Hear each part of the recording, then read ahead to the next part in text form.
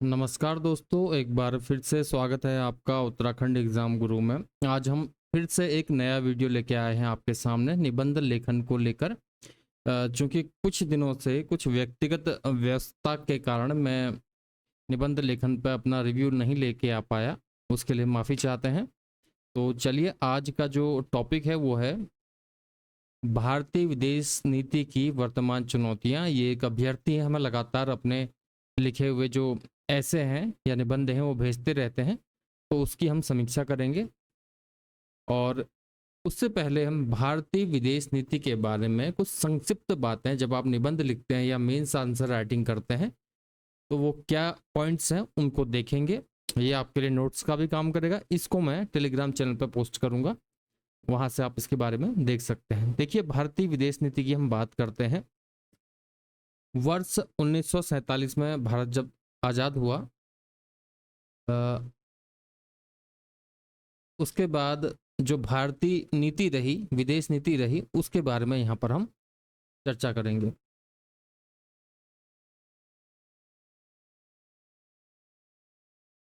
चलिए, भारतीय विदेश नीति वर्ष 1947 में भारत की स्वतंत्रता से लेकर अब तक विश्वव्यापक रूप से बदल चुका है।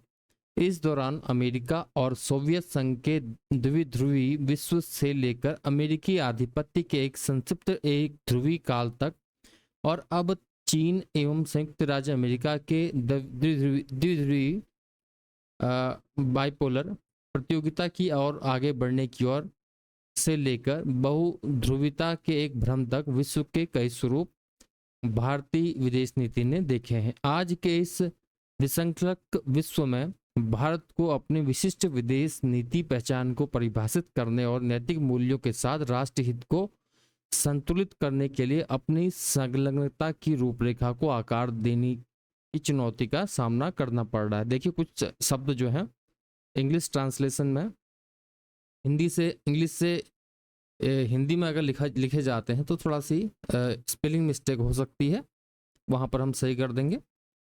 और देखिए, अब भारतीय विदेश नीति क्या है, इस पर हम संक्षिप्त रूप से एक प्रकाश डालेंगे। देखिए, एक तो क्या है, भारतीय विदेश नीति जो है वो नैतिक मूल्यों पर आधारित है, आप सब जानते हैं। तो नैतिक मूल्यों के साथ साथ राष्ट्रहित का संतुलन कैसे बनाते हैं भारतीय विदेश नीति में, इस पर हम चर्चा करेंगे। इसमें सबसे पहले इंडिया फर्स्ट की नीति। स्वतंत्रता के 75 वर्षों के साथ देश में इंडिया फर्स्ट की नीति की विदेश नीति को अभिव्यक्त करने का बृहद आत्मविश्वास और आशावाद मौजूद है। भारत अपने लिए स्वयं निर्णय लेता है और इसकी स्वतंत्र विदेश नीति किसी की भयादोहन या दबाव के अधीन नहीं लाई जा सकती। एक तो है इंडिया फर्स्ट की नीति, इसको आप नोट करेंगे, की पॉइंट है इंडिया फर्स्ट।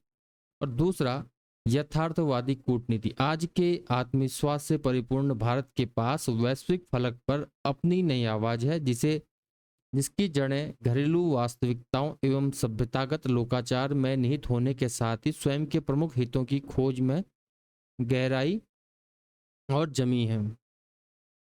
जैसा कि भारतीय विदेश मंत्री ने रायसीना डायलॉग में टिप्पणी की थी कि विश्व को खुश करने की कोशिश करने की बजाय हम कौन हैं के आधार पर विश्व से संलग्न होना बेहतर है। भारत अपनी पहचान प्राथमिकताओं को लेकर पर्याप्त आत्मविश्वास रखता है। दुनिया भारत के साथ इसकी शर्तों पर संलग्न होगी। तो यथार्थवादी कूटनीति का हिस्सा ये है। 2 पॉइंट्स ये हो गए। पहला पॉइंट इंडिया फर्स्ट, दूसरा यथार्थवादी कूटनीति। अपने लाभ के लिए शक्ति संतुलन बनाए रखना, तो इस पर अगर हम चर्चा करेंगे, चीन की बेल्ट एंड रोड पहल को वर्ष 2014 में ही चुनौती दे देने वाली एकमात्र वैश्विक शक्ति होने से लेकर एक मजबूत सैन्य कार्रवाई के साथ चीनी सैन्य आक्रमण का जवाब देने वाले देश के रूप में भारत ने दृढ़ता का परिचय दिया है। देखिए, चीन की बेल्ट एंड रोड जो पहल है उसको भारत ने चुनौती दी है। जो अपनी सामरिक महत्व की सड़कें हैं उनको भारत ने तीव्रता से बनाने का प्रयास किया है। साथ ही चीन के सैन्य आक्रमण का जो है मुंह तोड़ जवाब देने के लिए भारत प्रतिबद्ध है और दिया भी है। और कच्चे माल के स्रोतों और इसके विस्तारित विदेशी सहायता के संभावित प्राप्तकर्ताओं के लिए बाजारों के प्रति अधिक चौकस हो गया है। देखिए, जब हम मैन्युफैक्चरर बन रहे हैं तो हमको कच्चे माल की आवश्यकता होगी, तो हमारा जो विदेश नीति का पार्ट ये है कि आर्थिक व्यवस्था, अर्थव्यवस्था जो है वो अच्छी होनी चाहिए। उसके लिए जो देश हमको कच्चा माल प्रोवाइड करवाते हैं उनसे अच्छे अच्छे संबंध हमारे होने चाहिए। अब इसके अलावा दूसरा पॉइंट है बहुसंग्रहित या बहुपक्षीय दृष्टिकोण क्या है, चतुर्भुज सुरक्षा वार्ता या क्वाड जो है, क्वाड जिसमें अमेरिका, इंडिया, जापान और ऑस्ट्रेलिया समूह इसमें सदस्य हैं। तो से लेकर ब्रिक्स तक भारत कई समूहों की सदस्यता रखता है। प्राय इसे पुरानी शैली की संलग्नता के रूप में देखा जाता है। हालांकि भारत अपनी प्राथमिकताओं को अधिक प्रत्यक्ष तरीके से अभिव्यक्त और प्रोत्साहित करने लगा है। और हस्तक्षेप और अनुचित हस्तक्षेप, देखिए भारत अन्य देशों के आंतरिक मामलों में अनुचित हस्तक्षेप में विश्वास नहीं रखता है। ये भारतीय विदेश नीति की एक विशेषता है। हालांकि यदि किसी देश द्वारा किए गए किसी सायास या निष्प्रयास कार्यकरण में भारत के राष्ट्रीय हितों को प्रभावित करने की क्षमता है, भारत त्वरित और समयबद्ध हस्तक्षेप करने में संकोच नहीं करता है। अब भारतीय विदेश नीति के जो नैतिक पहलू है उन पर हम जोर डालेंगे। सबसे पहले अगर भारतीय विदेश नीति पर आप लिख रहे हैं तो आप पंचशील को आप भूल नहीं सकते हैं, इसको डिनाई नहीं कर सकते हैं। ये मोस्ट इंपॉर्टेंट पॉइंट है भारत की विदेश नीति का। 29 अप्रैल 1954 को हस्ताक्षरित चीन के तिब्बत क्षेत्र और भारत के बीच व्यापार समझौते में पहली बार व्यवहारिक रूप से पंचशील को सिद्धांत को अपनाया गया, जो बाद में विश्व स्तर पर अंतर्राष्ट्रीय संबंधों के आचरण के लिए आधार के रूप में विकसित हुआ। पंचशील के 5 सिद्धांत जो हैं, एक दूसरे की अखंडता और संप्रभुता के लिए परस्पर सम्मान, परस्पर गैर आक्रामकता, परस्पर गैर हस्तक्षेप, समानता और पारस्परिक लाभ और शांतिपूर्ण सह अस्तित्व, ये पंचशील के सिद्धांत जो हैं भारत की विदेश नीति के नैतिक पहलू हैं। इसके अलावा वसुधैव कुटुंबकम, the world is one family, वसुधैव कुटुंबकम का भारतीय दर्शन सबका साथ, सबका विकास, सबका विश्वास की अवधारणा को आधार प्रदान करता है। दूसरे शब्दों में भारत संपूर्ण विश्व को एक एकल बृहद वैश्विक परिवार के रूप में देखता है, जहां इसके सदस्य सद्भाव से रहते हैं, एक साथ कार्य एवं विकास करते हैं और दूसरे पर भरोसा रखते हैं। सक्रिय और निष्पक्ष सहायता, भारत जहां भी संभव हो लोकतंत्र को बढ़ावा देने में संकोच नहीं करता है। यह समता निर्माण और लोकतंत्र की संस्थाओं को सशक्त करने में सक्रिय रूप से सहायता प्रदान करने के रूप में किया जाता है। यद्यपि ऐसा संबंधित सरकार की स्पष्ट सहमति से किया जाता है। उदाहरण के लिए अफगानिस्तान।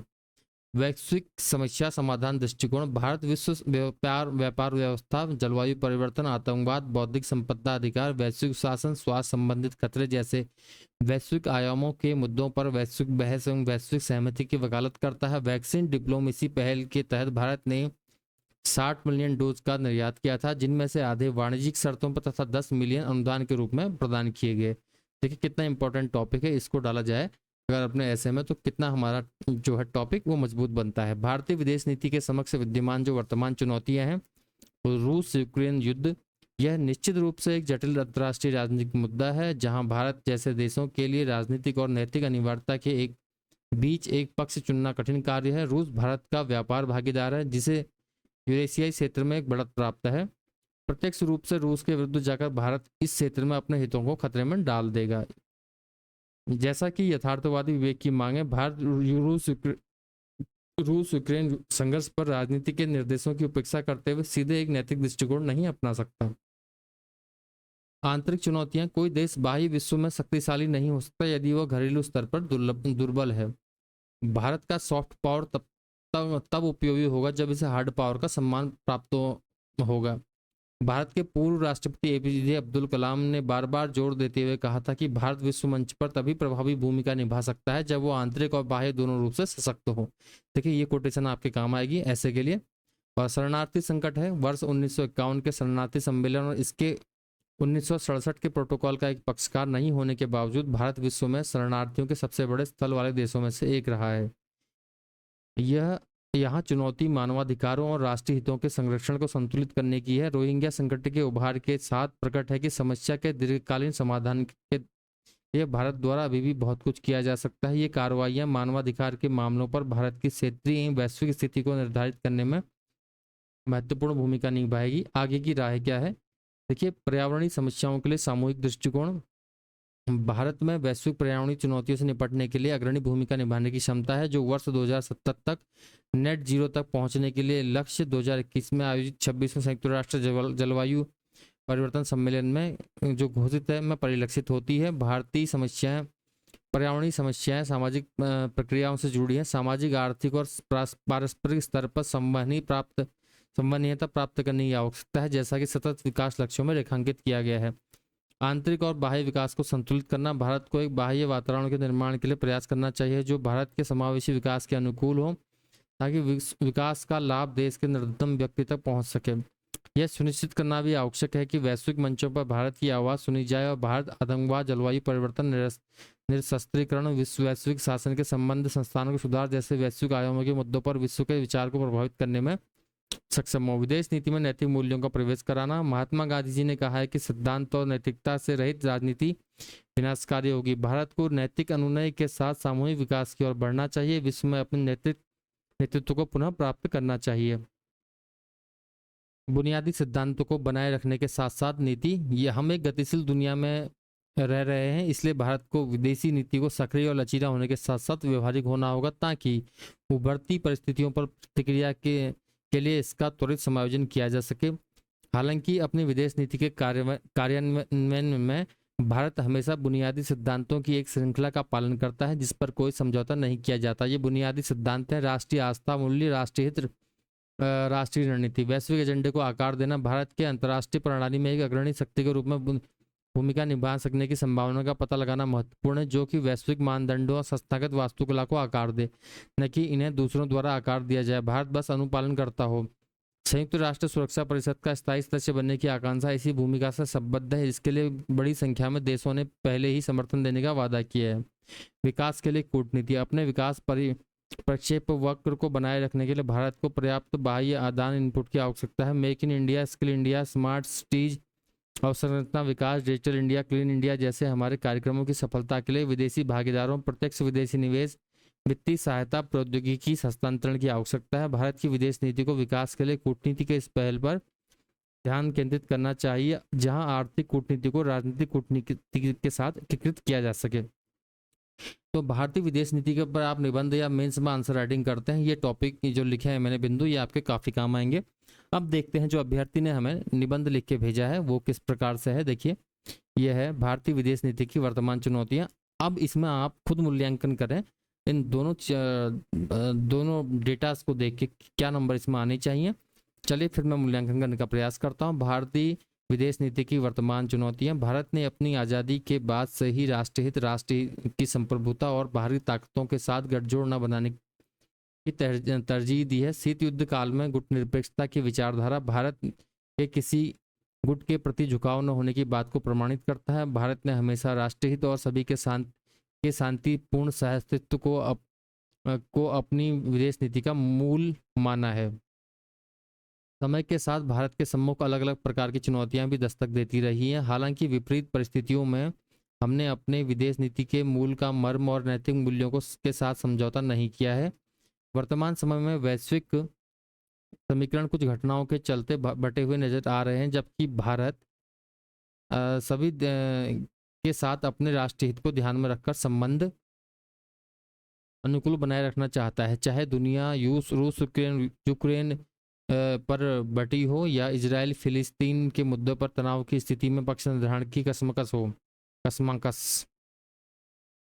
थोड़ा सी लेखन में आपको यहाँ पर जो वर्तनी है उसका ध्यान रखना चाहिए। भारत सभी पक्षकारों के साथ अच्छे संबंध चाहता है, इसलिए किसी एक देश का पक्ष लेना अपने राष्ट्र हित में नहीं समझता है। हालांकि यूक्रेन समर्थनकर्ता पश्चिमी जगत इस मुद्दे पर भारत के साथ अच्छे संबंध होने पर आलोचना करता आया है। यह वैश्विक घटनाक्रम चीन के प्रभाव को बढ़ाने में मदद कर रहा है। हालांकि चीन हमारा सबसे बड़ा आर्थिक साझेदार है, परंतु चीन की विस्तारवादी नीति हमेशा सीमाओं के लिए खतरा बनी रहती है। चीन की आक्रामकता नीति ज़्यादा नुकसानदायक तब हो जाती है जब पाकिस्तान को हमेशा से भारत में सुरक्षा और आतंकवाद के लिए मुश्किलात, थोड़ा सी लिखने में इनका फिर वही मुश्किलात और मुश्किलात खड़ी करता आया है के साथ उसका सघन गठजोड़ हो जाता है। पाकिस्तान के साथ चीन भारत के अन्य पड़ोसी देशों को अपने ऋण ऋण जाल में फंसाकर भारत के विरुद्ध कर रहा है, जैसा नेपाल और मालदीव। हालांकि चीन की उक्त नीतियों के प्रतिकूल प्रभाव दिखने पर कई पड़ोसी भारत के साथ अपनी सक्रियता ज़्यादा बढ़ा रहे हैं, जैसा कि श्रीलंका और बांग्लादेश।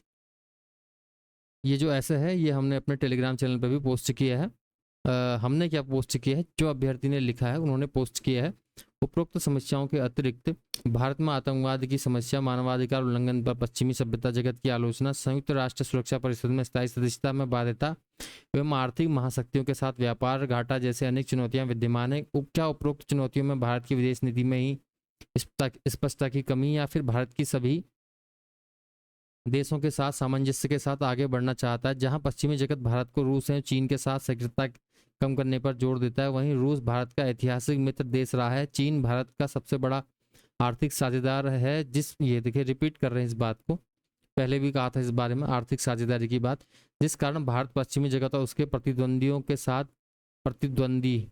के साथ संबंधों में समन्वय बनाकर चल रहा है। चीन के साथ सीमा तनाव पर निरंतर बात करता है। पड़ोसी देशों के चीन के ऋण जाल में बचाने के लिए आवश्यक आर्थिक सहायता दे रहा है, जैसे हाल ही में मालदीव को दी गई आर्थिक मदद। रिपीटेशन हो रहा है, देखिए भारत हमेशा मानवाधिकार संरक्षण का पक्षधर रहा है और वैश्विक जगत में अनेक संस्थाओं के साथ समन्वय में है। आतंकवाद से निपटने तो भारत वैश्विक साझेदारी में बढ़ चढ़कर हिस्सा ले रहा है। भारत अपने सम्मुख आने वाली सभी चुनौतियों का प्रासंगिकता के साथ सामना कर रहा है। हालांकि आलोचक भारत की विदेश नीति में अस्पष्टता, चीन के साथ सीमा विवाद के चलते सबसे बड़े आर्थिक साझेदारी और पड़ोसी के साथ बड़े भाई वाला रवैया और रूस यूक्रेन संघर्ष में रूस की आलोचना न करना आदि मुद्दों पर भारत की आलोचनाएं करते हैं। उपरोक्त चुनौतियों और भारत की विदेश नीति में व्याप्त आलोचनाओं के अवलोकन से यह विदित होता है कि वर्तमान वैश्विक समस्याएं काफ़ी गतिशीलता के साथ परिवर्तनशील हैं, जिनके अनुसार हमें अपनी नीतियों में सार्थक परिवर्तन चुनौतियों से निपटने की जरूरत है। वैश्विक जगत पर अपनी महत्ता और अधिक बढ़ाने की आवश्यकता है।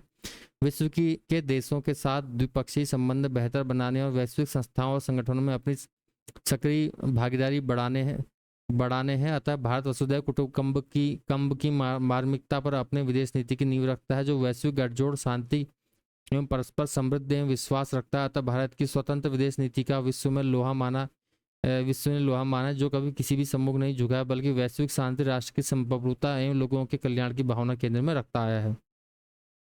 चलिए अब इसका हम मूल्यांकन करते हैं। देखिए सबसे पहले बात करें, कहीं कहीं पर इनकी वर्तनी जो है वो अशुद्ध है, वो आपके नंबर काटेगी। दूसरा, अगर हम बात करें लेखन शैली की, लेखन शैली इनकी अच्छी है। अगर इसमें डेटा और डाला जाए, लेखन शैली को मैं प्लस पॉइंट दूंगा। लिखा आपने अच्छा है, लेकिन कंटेंट का इसमें अभाव दिखा। कंटेंट का अभाव क्या दिखा, जैसे मान लीजिए अगर आप विदेश नीति पर लिख रहे हैं तो आपको यहाँ पर पंचशील समझौता, और आजकल जो संगठन है हाल के वर्षों में जो बना है क्वाड संगठन, इसमें ऑस्ट्रेलिया, जापान, इंडिया और अमेरिका सम्मिलित हैं, उसको सम्मिलित किया जाना चाहिए। रूस यूक्रेन युद्ध को बार बार कहा गया है। एक बार किसी चीज़ को डालिए, रिपीट मत कीजिए, रिपीटेशन नहीं होना चाहिए, रिपीट नहीं करना है चीज़ों को। पंचशील समझौता आ सकता था। आर्थिक रूप से भारत किन किन समूहों का हिस्सा है या किन किन संस्थाओं में जुड़ा है, वो होना चाहिए था। ब्रिक्स के बारे में कहीं नहीं लिखा गया, क्योंकि ब्रिक्स का सम्मेलन भारत में हुआ था। देखिए ब्रिक्स का सम्मेलन भारत में हुआ, कहीं पर ऐड नहीं किया गया है। तो जो मेन कंटेंट है उसका अभाव है। साथ में विदेश नीति में जो तत्व हैं, मूल तत्व, उनको नहीं जोड़ा गया है। हालांकि स्टार्टिंग अच्छी है और कंक्लूजन भी ठीक निकाल रखा है, किसी एक और झुकाव ना करते हुए, लेकिन कंटेंट की कमी है। आप थोड़ा पढ़ के इसको लिखिए, अच्छे नंबर आपके आएंगे। अगर 50 में से नंबर देने की बात की जाए तो इसमें आपके 22 नंबर आ जाएंगे, और एग्जामिनर अगर खुल के नंबर दे तो 25 नंबर आएंगे। उससे ज़्यादा नंबर इसमें आपके नहीं आएंगे, क्योंकि आपने कंटेंट जो है, मेन कंटेंट, उसको स्किप किया है।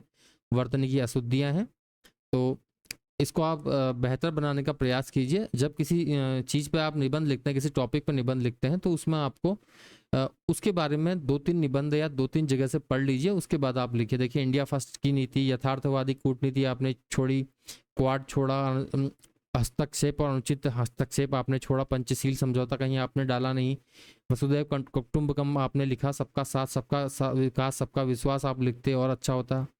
देखिए, वैश्विक समस्या में कोरोना में वैक्सीन डिप्लोमेसी भारत ने अपनाई, ये आपने नहीं लिखा। रूस यूक्रेन युद्ध के बारे में लिखने का आपने प्रयास किया, और विदेश नीति में आंतरिक चुनौतियां हैं उसके बारे में आपने कुछ नहीं लिखा। और देखिए, शरणार्थी संकट है उसके बारे में कुछ नहीं है। पर्यावरणीय समस्याएं हैं जो उनसे निपटने के लिए सामूहिक दृष्टिकोण भारत ने अपनाया है, वो कहीं नहीं लिखा। आंतरिक बाह्य विकास को संतुलित करना है, इसके बारे में कोई पॉइंट नहीं है। नैतिक मूल्यों का प्रवेश है, कोई कोटेशन आता महात्मा गांधी जी या अब्दुल कलाम जी, कोई महापुरुष की बातें आती, या कोई ऐसी रेखांकित करने वाला तत्व आता जिसको आप रेखांकित करते तो बड़ा अच्छा होता। उसके बाद वैश्विक एजेंडा है और विकास के लिए कूटनीति है, बहुत सी चीज़ें जो है उसका अभाव था, लेकिन आपकी लेखन शैली अच्छी है और आप कंटेंट के साथ लिखे। कुछ बिंदु जो है उनको ऐसे लिखे कि उनको रेखांकित किया जा सके। जैसे आपने लिखा, भारत ने हमेशा राष्ट्रहित और सभी के लिए शांतिपूर्ण सहअस्तित्व को अपनी विदेश नीति का मूल माना है। ये पॉइंट आपने बहुत अच्छा लिखा है। ये वास्तव में भारत की विदेश नीति का मूल जो है शांतिपूर्ण सहअस्तित्व ही है। तो चलिए, आपको बधाई हो, आपका प्रयास सफल होगा, और आप जो प्रयास कर रहे हैं बहुत अच्छा प्रयास कर रहे हैं। इसी तरह से आप निरंतर लिखेंगे तो आपकी जो लेखन शैली है आपको टॉपर बना सकती है। अब समय कम रह गया आरओ मेंस में, तो आप अपने प्रयास को निरंतर जारी रखिए, और जीएस के साथ साथ निबंध लेखन और ये लेटर राइटिंग पे जोर दीजिए, आप अवश्य सफल होंगे। आपको अग्रिम शुभकामनाएं, बहुत बहुत शुभकामनाएं। जितने भी अभ्यर्थी आरओ मेंस दे रहे हैं उनको बहुत बहुत शुभकामनाएं, और पीसीएस मेंस के लिए भी ये निबंध सीरीज आपके बहुत काम आएगी। फिलहाल इस वीडियो में इतना ही। अगर आप हमारे टेलीग्राम चैनल से जुड़ना चाहते हैं तो डिस्क्रिप्शन में जाके लिंक्स में आपको टेलीग्राम का लिंक मिल जाएगा, वहाँ से आप जुड़ सकते हैं। धन्यवाद, नमस्कार।